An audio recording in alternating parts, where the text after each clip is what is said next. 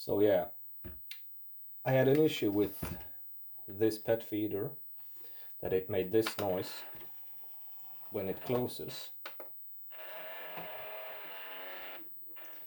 And we sent an email to SureFeed about it, and then basically asked if we can fix it, or if we should replace it, or what we should do with it.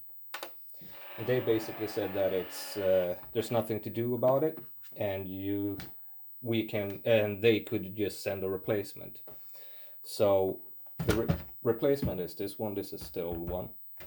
So I'm actually gonna try this one out right now, the new one, to see how that one sounds, and we shall see how it does sound. I'll just remove this, get this one in with batteries. Let's see. Batteries.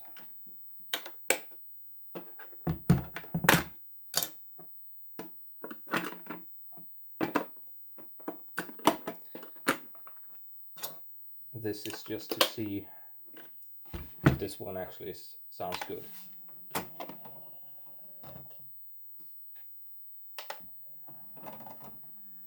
And yeah, it sounds a lot better than the last one. Now, they did say that I didn't have to send the old one back, so I'm not exactly sure what to do with the old one. Maybe I'll try to pick it apart and see if I can find out why it's making that noise in the first place. Because I saw some of you guys wanted to try and fix it yourself with like WD-40 or something, which is probably not a great idea if you have problems with this. I don't know why that's not going back. Anyway, I'll fix that later. But before you try to fix it yourself, email them. They are gonna need your serial number, which is this one, and they have a form that you put it in, and you basically say what your problem is. But I also recommend that if you do have this problem, do like I did and make a video. Make a video of it, put it up on YouTube. You can put it as unlisted, so the public doesn't have to see it, but you can make a video basically just showing this.